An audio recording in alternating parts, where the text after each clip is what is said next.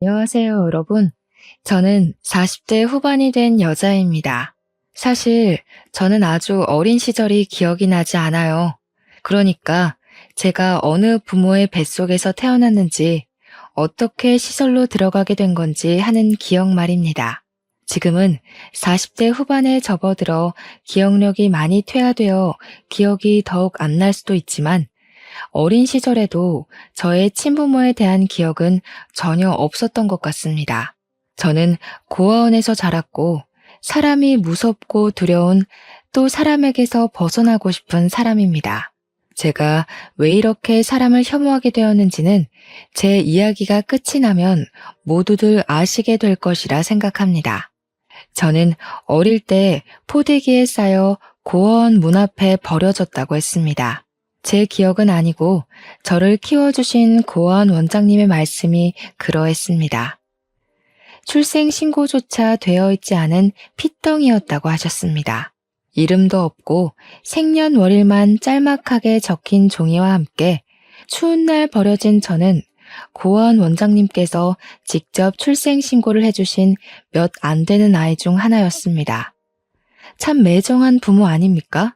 젖먹이 아이에게 초유는 먹여봤을지 도대체 어떤 사정이 있었기에 저를 그렇게 버리고 떠난 것인지 이해를 할 수 없었습니다.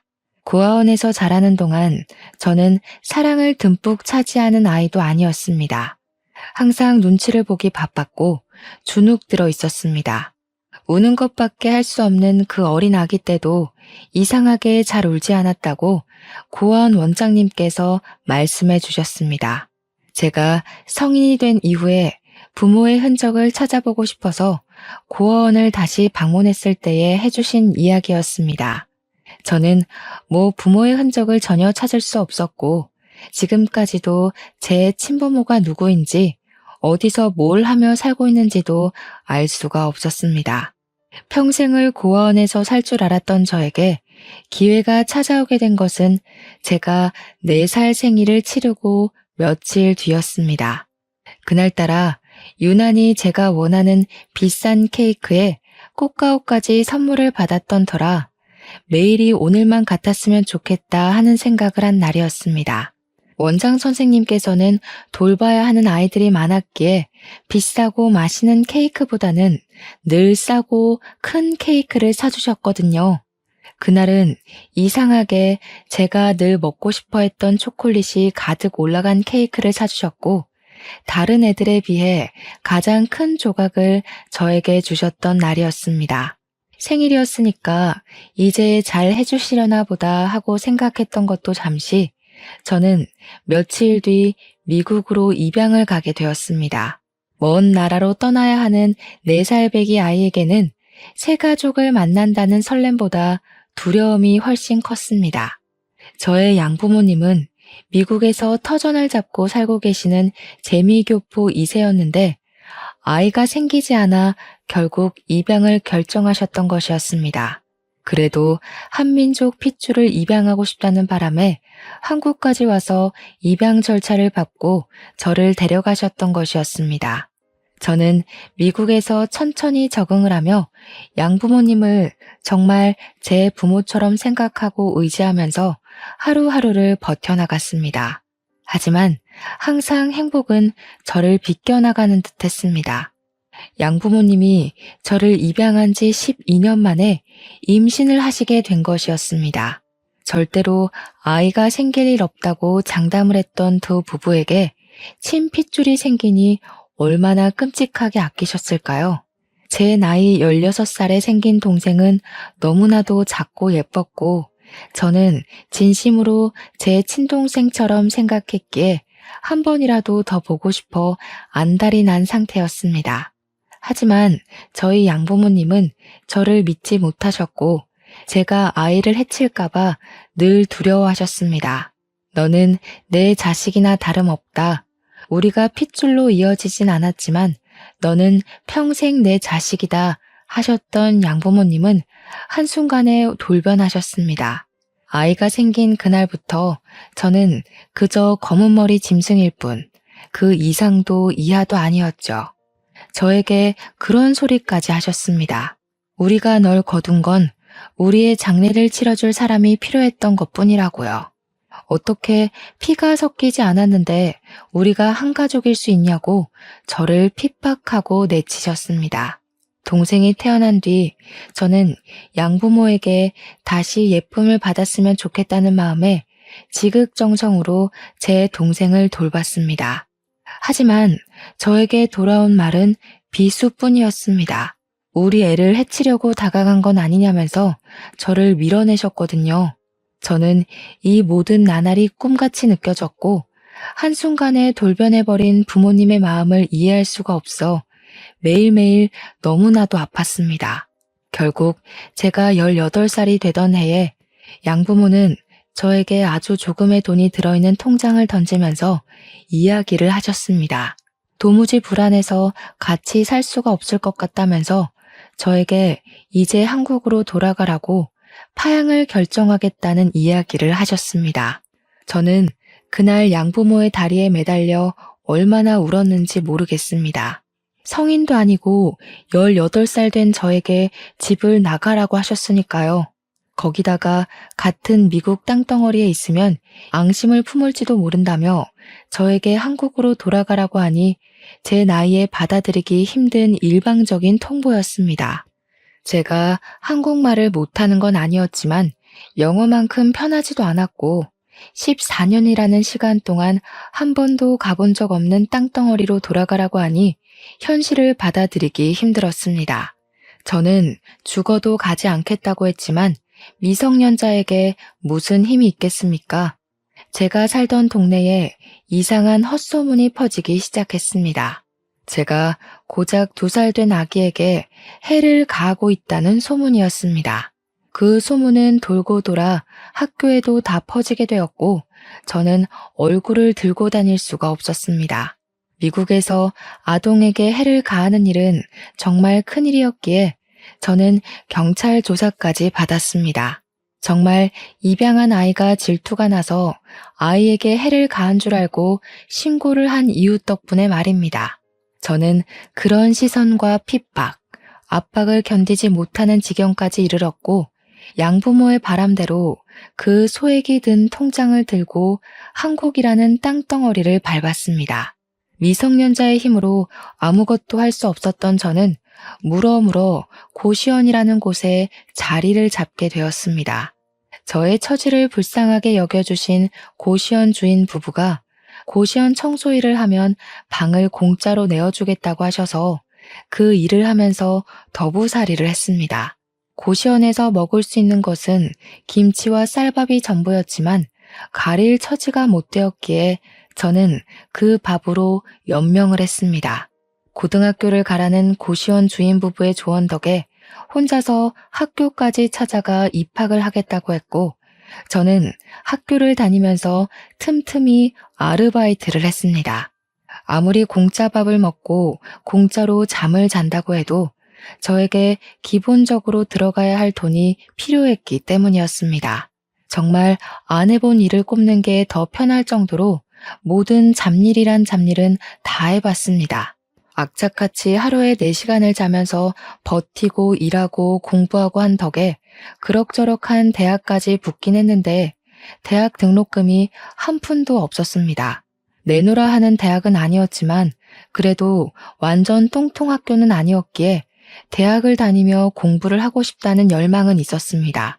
하지만 제 현실은 너무나도 시궁창이었고 하루아침에 모든 타격감이 저를 때리는 듯한 기분이 들어 자괴감이 들었습니다. 저는 결국 대학 등록금을 마련하지 못했고 학교 정문 근처 벤치에 앉아 엉엉 울고 말았습니다. 그러다가 한 인연을 만나게 되었는데 그 사람이 바로 제 남편입니다. 제가 엉엉 울고 있으니 고등학생 같은데 여기서 왜 울고 있냐고 먼저 말을 걸어왔고 저는 낯선 사람임에도 불구하고 제 속내를 전부 털어놓았습니다. 대학에 합격은 했고 다니고 싶고 하지만 등록금이 없어서 다닐 수가 없다고 말입니다. 제 사정을 딱하게 여긴 건지 남편은 어디론가 전화를 걸어서 장학금에 대해 이것저것 물어보더니 저에게 환하게 웃으면서 방법이 있는 것 같다고 했습니다. 알고 보니 남편이 전화를 하던 사람은 시부였고, 시부는 장학재단에서 일을 하고 있었던 것이었습니다. 시부에게 저를 소개해 주었고, 저는 덕분에 추천서를 받아 장학금을 받고 학교에 다닐 수 있게 되었습니다. 장학재단의 특성상 전액 장학금은 나오는 게 아니라 남은 금액을 재선에서 해결해야 했습니다. 위기를 기회로 라는 말처럼 저는 한 학기 휴학계를 내고는 나머지 등록금을 벌기 위해서 6개월 동안 미친 듯이 일을 하기 시작했습니다. 학교에서 학비의 반을 생활비로 지원받을 수 있다는 말에 6개월간 번 돈을 아끼고 아껴서 생활비를 쓰고 등록금을 모아 2학기부터 학교 생활을 시작했습니다.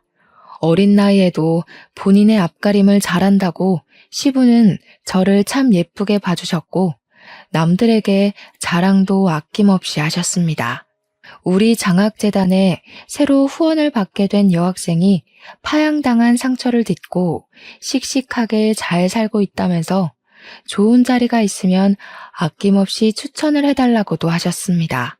저의 대학 생활은 참으로 순탄했습니다. 학교가 좋은 편은 아니라서 과외 아르바이트를 하며 돈을 벌 수는 없었지만 학원에서 채점 선생님을 하며 생활비를 벌었습니다. 단시간 일을 하고도 꽤 쏠쏠한 돈을 만질 수 있었고 나중에는 학원에서 매달 실시하는 시험 문제를 출제하는 일을 도우며 꽤 괜찮은 돈을 벌었습니다. 거기다가 가끔 시부와 남편이 저를 위해 밥을 사주기도 했고 학교 생활에 필요한 물품을 조달해 주시기도 했습니다. 남편과 시부에게 받은 걸 생각하면 정말 하나하나 나열할 수가 없을 정도로 감사한 도움을 많이 받았습니다. 그와 더불어 남편에게 점점 마음이 쏠리는 저를 아무도 말릴 수가 없었습니다. 저는 몰래 남편을 짝사랑하게 되었습니다. 멀끔하고 잘생긴 선배가 제가 어디에서 뭘 하고 있던 챙겨주지 못해 안달난 사람처럼 구니까 당연히 제가 폭 빠져들 수밖에 없었습니다. 저는 그 누구에게도 그런 관심과 사랑을 받아본 적 없는 사람이었으니까요. 저는 점점 커지는 제 마음을 숨기지 못했고 결국에는 터져나갈 위기에 봉착하자 이 마음을 당당하게 고백하기로 결심을 했습니다. 저는 발렌타인데이 날 초콜릿을 주면서 고백을 하겠다고 마음을 먹고 서툰 솜씨로 재료를 사다가 제 사랑을 담은 수제 초콜릿을 완성했습니다. 남편에게 줄 것이 있다고 만나자고 했는데 앞불싸. 이미 초콜릿을 많이 받았는지 한알음 들고 나타났더라고요. 다들 고급스럽게 포장이 되어 있었는데 그 사이에 서툰 솜씨로 만든 제 초콜릿이 낀다고 생각하니 너무 부끄러웠습니다. 저는 결국 초콜릿을 주지 못하고 뒤로 숨기고 말았는데 제 표정을 보고 알아차린 것인지 저에게 남편이 웃으면서 이야기를 하더라고요. 자기한테는 왜 초콜릿 안 주냐고요. 제가 준비한 초콜릿이 제일 가지고 싶었다고 하면서 이야기를 하길래 용기를 내서 결국에는 고백을 하게 되었습니다. 저에게 먼저 고백하게 만들어서 미안하다며 앞으로는 그만큼 자기가 잘하겠다고 대답을 하는데 이게 무슨 소리인가 싶어서 눈만 껌뻑였습니다. 저에게 남편이 자기도 같은 마음이라면서 앞으로는 연인으로 잘 지내보자고 이야기를 하길래 그제야 이게 꿈이 아니구나 싶었죠. 저희는 그렇게 CC가 되었고 남들이 부러워할 만큼 닭살 돋은 연애를 시작했습니다. 남편이 군대를 다녀온 덕분에 저랑 같이 손잡고 졸업까지 함께 했습니다. 같이 학사모를 쓰고 사진을 찍는데 눈물이 다 나오더라고요. 우리의 대학생활 정말로 고생했다고 앞으로도 잘 지내보자고 했습니다. 저랑 남편은 대학을 졸업한 이후 취업 준비도 서로 돕고 서로의 포트폴리오와 자기소개서를 검토해주며 사이좋게 지냈습니다.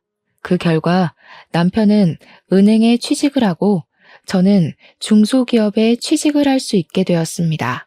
주말에 데이트를 하면서 여느 직장인과 다름없는 일주일을 보내고 둘이 만나 서로의 애정을 확인하고 충전하고 그렇게 지내고 있었습니다.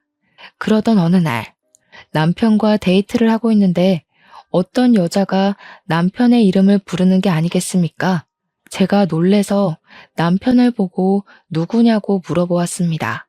우리 남편이 대학 다닐 때도 인기가 꽤 좋았었기에 회사 동료들 중에서도 인기가 많은 편에 속할 거라 생각을 했었거든요. 아무래도 은행에는 여자 직원들도 꽤 많았기 때문에 은근히 저는 남편이 바람이라도 필까봐 티는 못 냈지만 전전긍긍하고 있었거든요. 친근하게 남편의 이름을 부르는 정도의 사이라는 거니까 저는 알게 모르게 질투심이 확 올라왔습니다. 남편은 난감해하면서 저에게 우리 누나야 하고 말을 하더라고요. 저는 황당해서 인사를 했고 누나분은 저에게 여자친구냐고 물어보더니 마침 잘 됐다면서 커피를 한잔 하자고 하시더라고요. 거절하기도 애매한 상황에 남자친구를 쳐다보니까 마침 시간도 남는데 커피나 한잔 하자고 하면서 카페에 들어가는데 조금 불편하더라고요. 그래도 뭐 어쩌겠나요? 거기서 제가 불편하다고 해봐야 서로 얼굴 붉히는 일만 일어날 것 같아서 알겠다고 하고 카페에 들어갔습니다.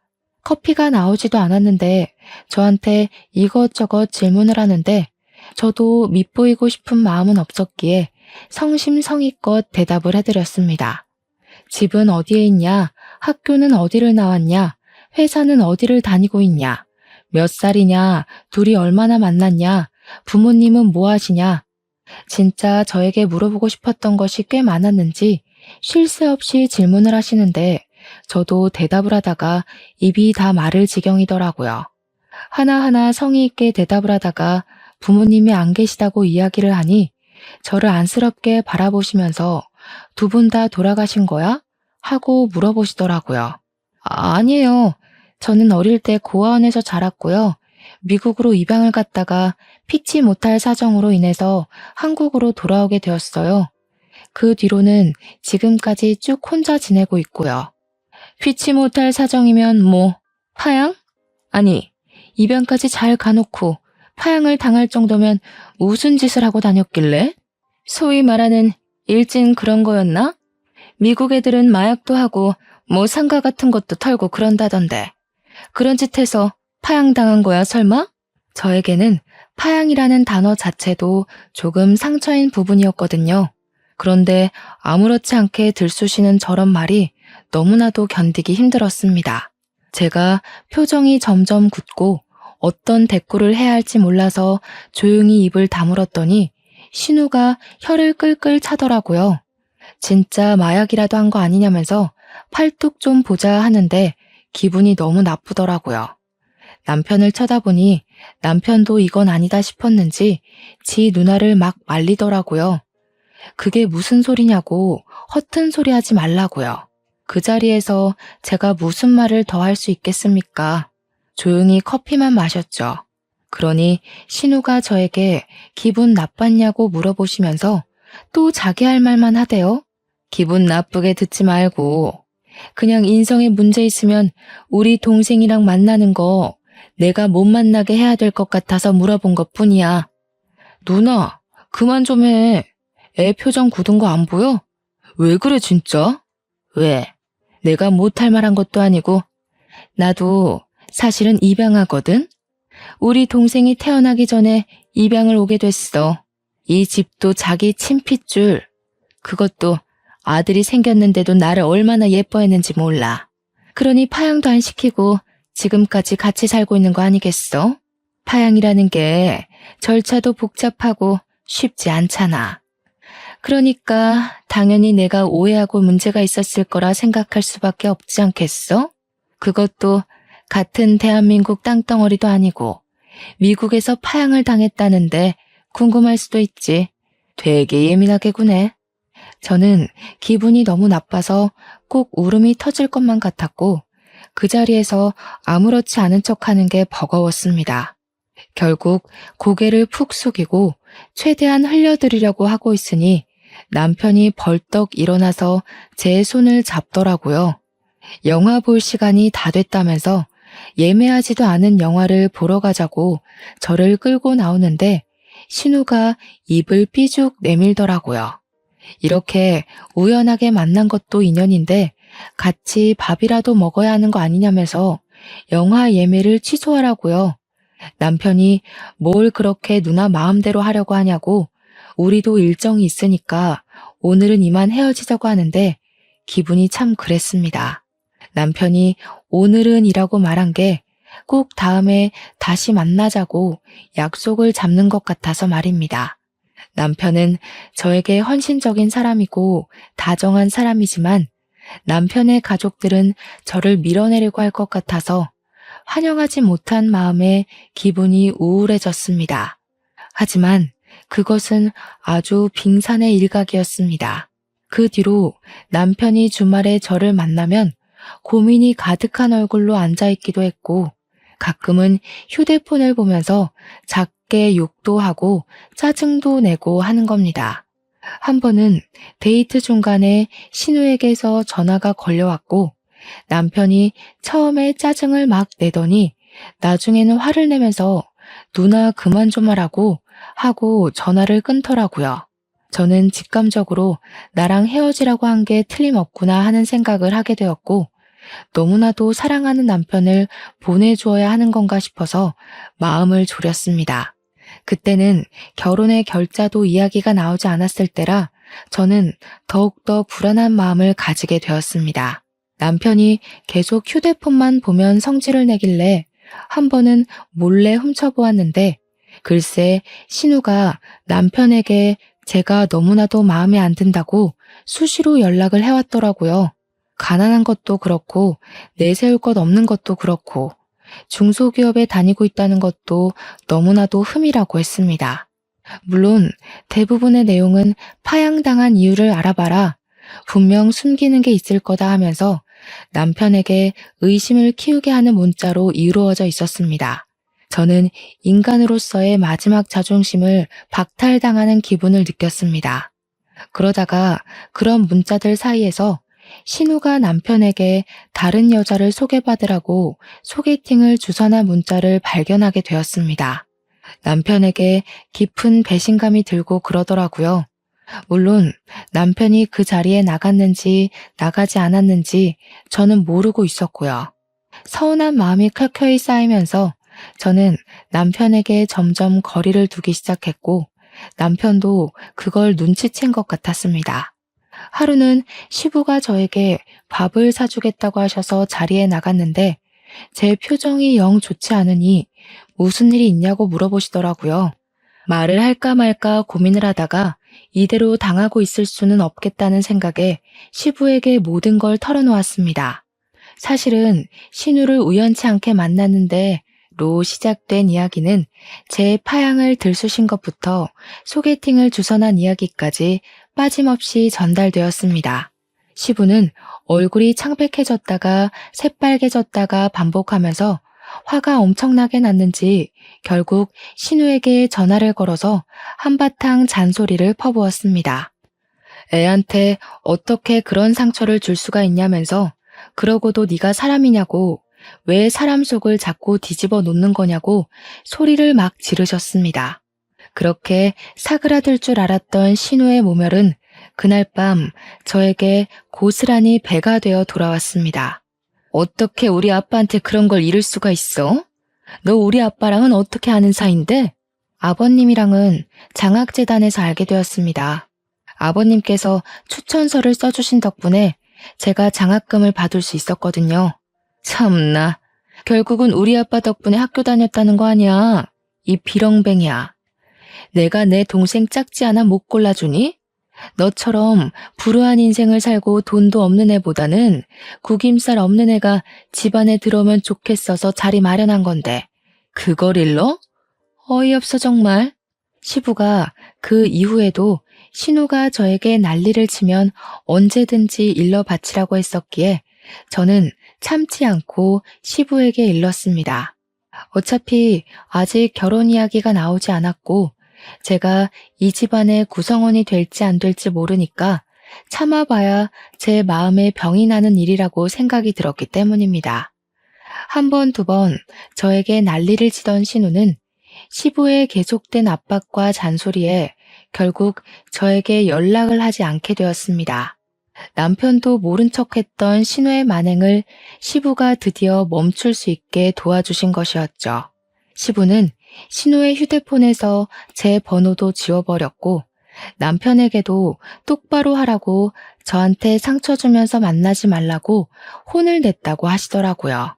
남편이 그날 이후로 저에게 누나가 뒤에서 그러고 있을 줄 꿈에도 몰랐다며 미안하다고 사과를 했습니다. 누나가 자꾸 자기만 보면 헤어져라, 다른 여자 소개받아라 하는 통에 자기도 스트레스를 받고 있었다고 신경 쓰지 못해서 미안하다고 하더군요. 저는 남편의 진심을 엿보게 된 것 같아서 쿨하게 용서를 해주었습니다. 제가 남편을 너무나도 많이 사랑하고 있었으니까요. 결국 저희는 22살에 연애를 시작해서 7년간의 연애를 거친 뒤 29살에 결혼을 하게 되었습니다. 상견례라는 것도 딱히 할 것이 없어서 시댁에 인사만 드리고 준비를 하기로 했는데 처음 인사드리러 간 날을 아직도 기억에서 잊을 수가 없네요. 시댁에 방문해 첫 발을 내딛는데 약 2미터 정도 떨어진 거리에서 팔짱을 끼고 신우랑 시모가 저를 바라보고 있었거든요. 그 눈빛이 아직도 생생합니다. 딱 봐도 너 앞으로 시집살이 죽었다. 정말 마음에 드는 구석이 하나도 없는 계집애라는 눈으로 저를 보고 있었거든요. 가진 것도 하나 없다는 걸 문제 삼아 핀잔을 주면서도 제 파양 이야기를 꺼내고 싶어서인지 자꾸 미국을 들먹이셨습니다. 그래도 미국에서 오래 살았으니 영어는 잘하겠네 하면서 은근슬쩍 말이죠. 저는 기분이 나빴지만 꾹 참고 버티는 수밖에 없었고 시부의 열렬한 지지로 결혼에 꼴이 날 수 있게 되었습니다. 제 결혼 생활은 말이죠. 시집살이를 시키고 싶었던 시모와 신우의 바람대로 흘러가지 못했습니다.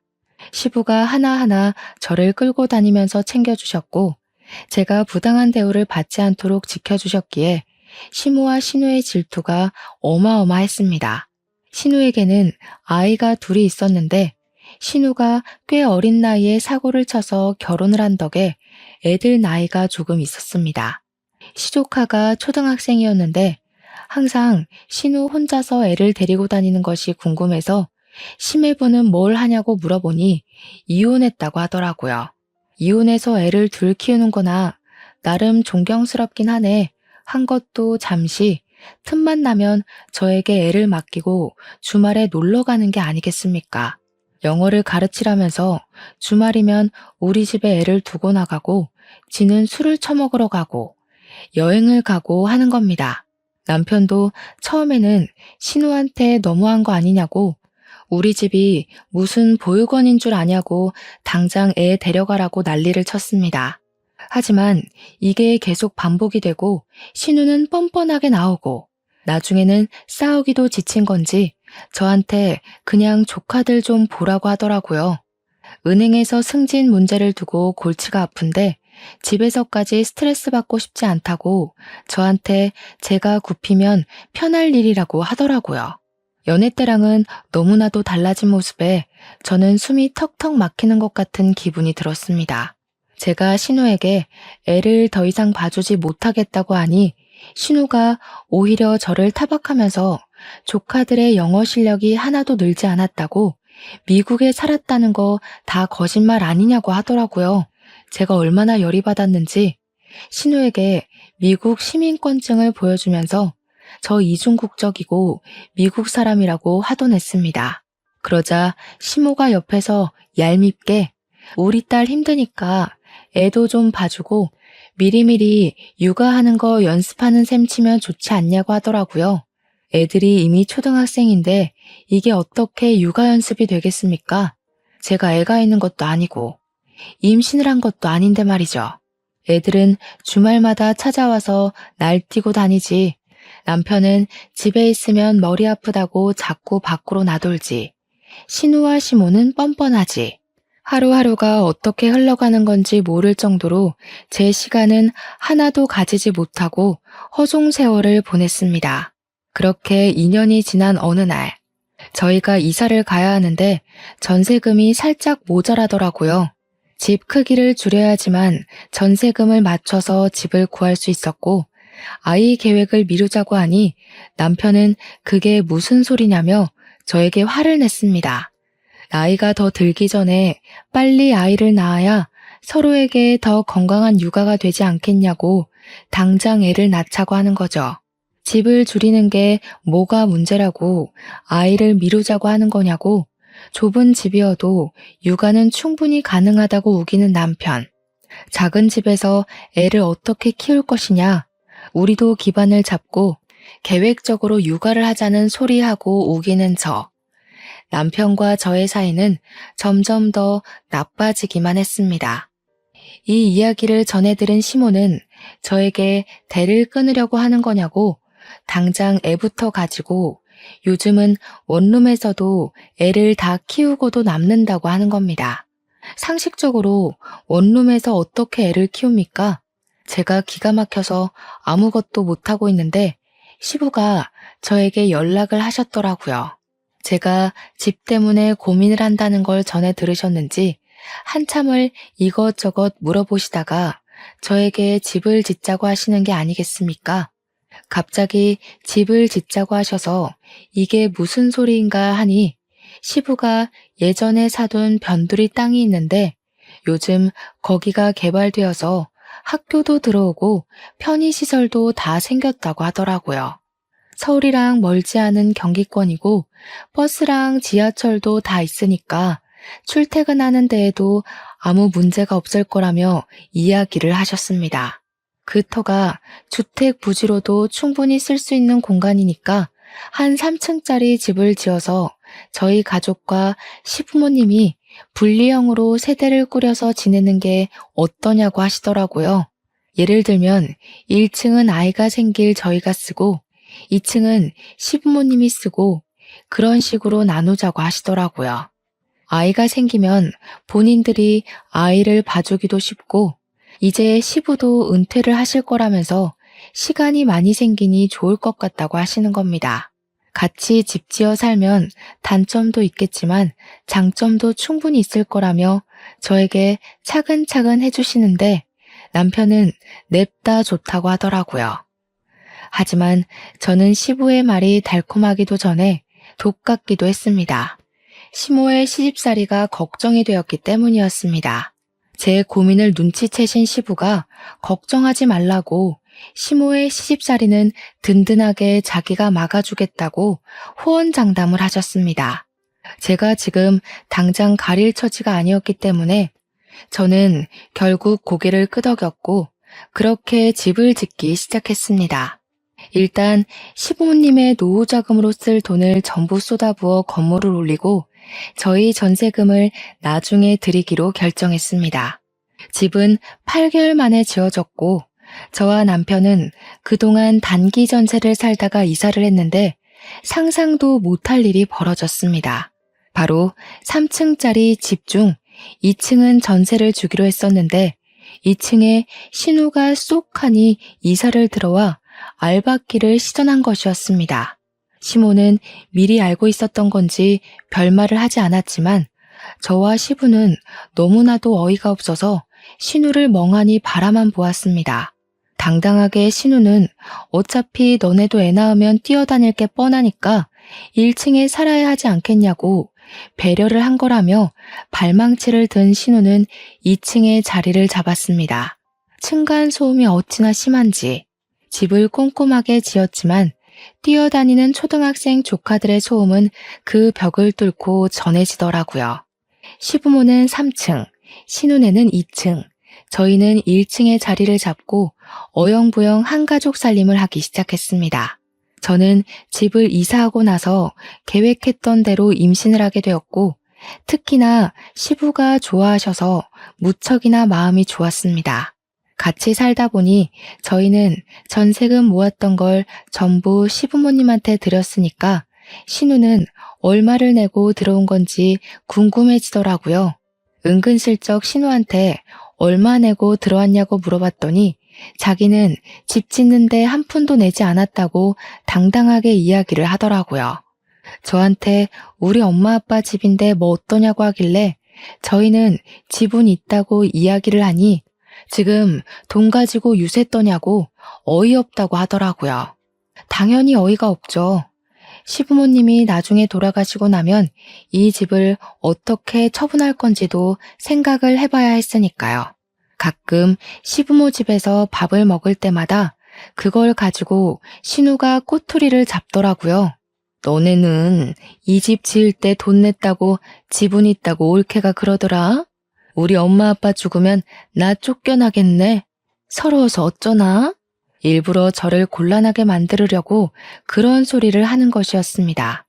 그럴 때마다 시모는 저한테 왜 속 시끄럽게 돈돈거리냐고 우리가 빨리 죽었으면 좋겠기에 하는 말이냐고 핀잔을 주었습니다. 남편은 저에게 욕심 부리지 말고 여기서 평생 살 거니까 그냥 좋은 게 좋은 거다 하고 고개 숙이고 살라고 했습니다. 하지만 시부만큼은 그런 사람들 사이에서 제 편이 되어주셨습니다. 우리 며느리가 맞는 말 했지 뭐.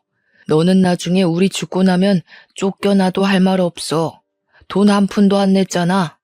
아니 아빠, 어떻게 딸한테 그런 소리를 할 수가 있어? 지금 나 입양하라고 구박 주는 거야? 어머 얘가 우리가 언제 너 입양하라고 차별을 했니? 뭘 했니? 못하는 말이 없어 아주. 그리고 며느라가 너도 그렇다 참. 왜 그런 소리를 해서 애 속을 뒤집어 놓니? 그러니 우리 딸이 입양하니 뭐니 저런 소리를 하지.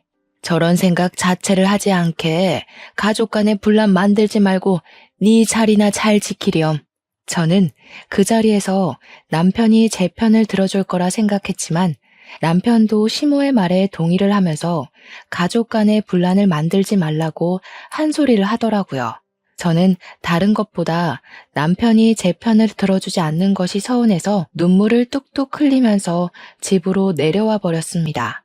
그러던 어느 날 신우가 저한테 조카들에게 영어를 좀 알려주었으면 좋겠다고 이야기를 하더라고요. 돈 한 푼도 주지 않고 부려먹을 게 뻔해 보였기 때문에 저는 정중하게 거절의 의사를 비췄습니다. 제가 회사 일이 바쁘기도 했고 중소기업 특성상 선주문이 들어오는 시기가 되면 퇴근이 늦어질 정도로 엄청나게 바빴거든요. 제가 맨날 퇴근을 늦게 하던 시기라서 도저히 시간이 나지 않을 것 같다고 남편한테 밥 차려줄 시간조차 없다고 이야기를 했습니다. 물론 조카를 맡고 싶지 않았던 마음이 컸지만 시간이 없는 건 사실이었습니다. 그러자 신우가 하는 말이 저녁 시간에 8시든 9시든 1시간만 애들한테 과외를 해주면 매일 저녁밥을 본인이 차려서 가져다 주겠다고 이야기를 하는 겁니다. 밥을 차릴 시간에 애들을 봐주고 신우가 밥을 차려주겠다고 하니까 저한테는 그다지 나쁘지 않은 거래로 보이더라고요. 그래서 일주일 내내 해주는 건 좀 어렵고 일주일에 3번씩 해주겠다고 했고 신우가 웃으면서 당장 오늘부터 저녁을 해주겠다고 하더군요.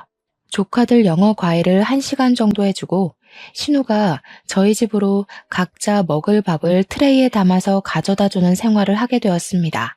신우가 그렇게 착한 사람이 아님을 분명 알고 있는데도 밥도 개개인 그릇에 딱딱 식당처럼 내주고 설거지도 본인이 하겠다면서 그릇을 들고 가더라고요.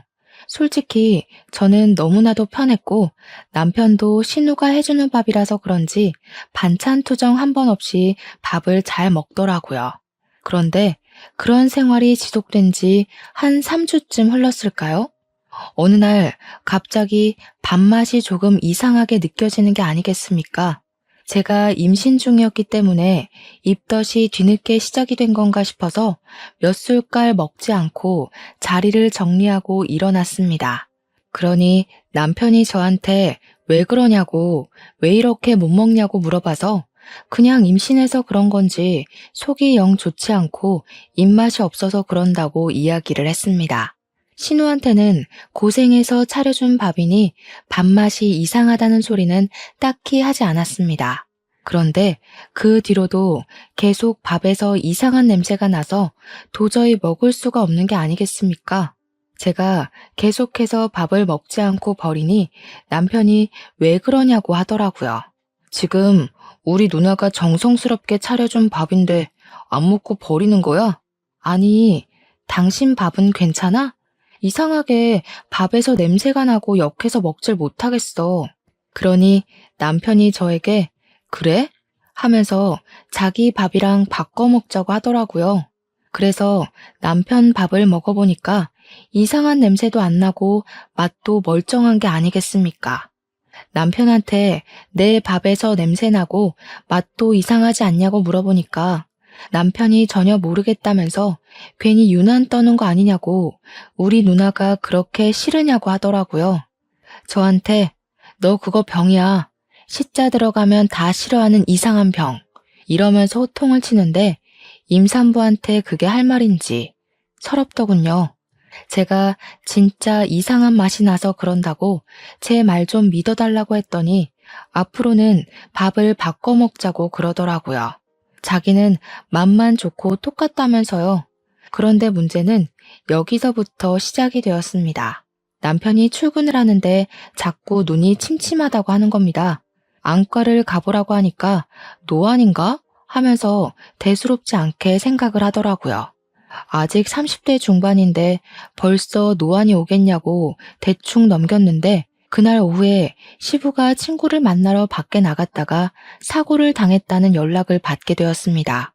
병원에 놀라서 찾아가니 시부가 온몸에 붕대를 감고 있는데 의사 말로는 정말 기적적으로 살아난 거라고 하더라고요. 교통사고였는데 시부가 앞에 차를 보지 못하고 그냥 들이받은 것 같다고 하면서 과실도 100% 시부의 잘못이라는 겁니다.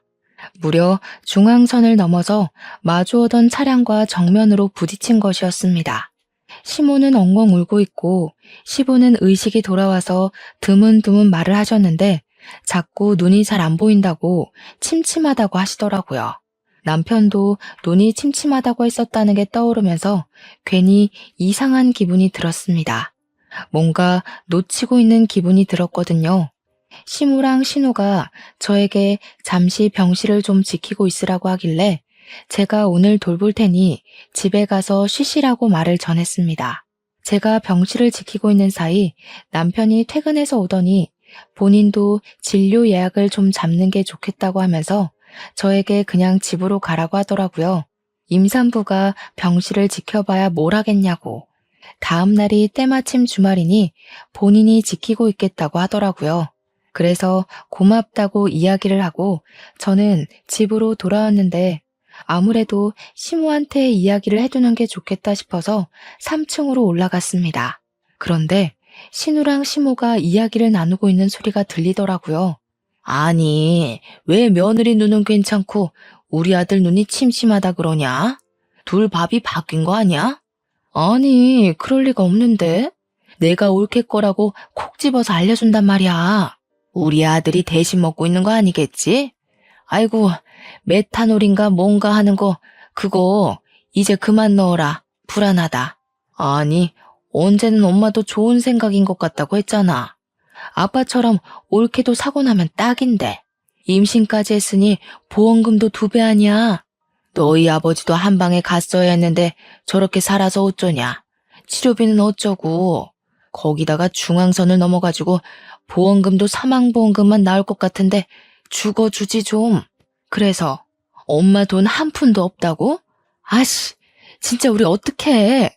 저는 메탄올이라는 소리에 머리털이 쭈뼛 서는 것 같았습니다. 너무나도 놀랬죠.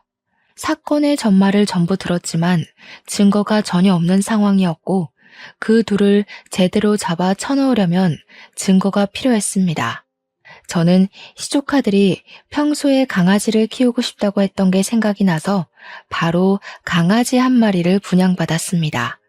시조카들이 아니나 다를까 강아지를 데리고 놀고 싶다고 하길래 된다고 이야기를 하고는 신우에게 말을 했습니다.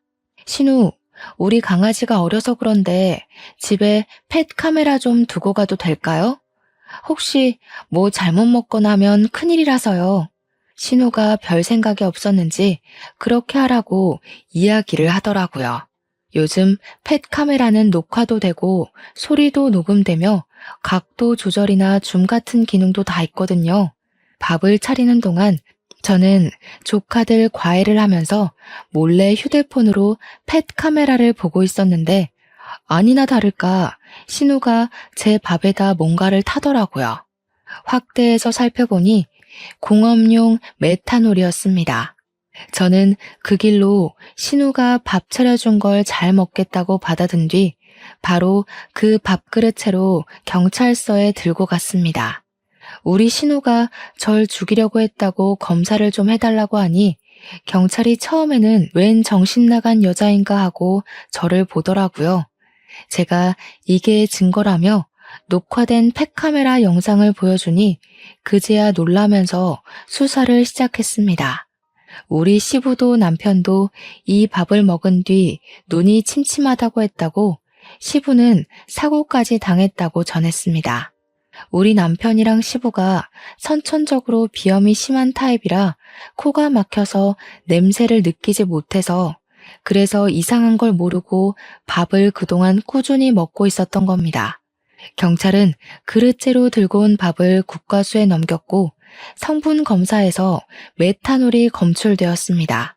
신우와 시모는 결과가 나오자마자 긴급으로 체포가 되었습니다. 알고 보니 둘이 사치벽이 있어서 그동안 대출을 받아 본인들 명품 쇼핑과 치장을 위해 돈을 썼더라고요.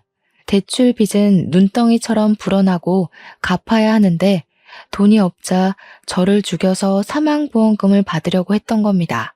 시부까지 죽이려던 이유는 그 집의 명의가 시부 명의로 되어 있어서 집 담보대출을 받을 수 없었기 때문이었고요. 저도 모르는 사이에 제 사망보험이 7개나 가입이 되어 있었다는 걸 보고 기함을 토했습니다. 둘 다 저에게 엉엉 울면서 빌었지만 저는 당연히 선처를 해주지 않겠다고 했습니다. 우리 남편은 시력이 많이 손상되어 있는 상태였는데 복구를 할 수 있는 방법이 없다고 하더라고요. 신경의 문제라서요. 제가 임신 중이었기에 가중처벌을 받은 시모와 신우는 둘 다 감옥 생활을 하게 되었습니다. 시부는 다행히 뼈가 잘 붙어서 호전이 되었고 저에게 재산 분할을 해줄 테니 이혼을 하라고 하셨습니다. 남편은 그 소리를 듣자마자 자기 눈도 잘 안 보이는데 자기를 버리고 가면 어떻게 하냐고 저와 시부에게 소리를 쳤지만 그게 뭐 제 문제인가요?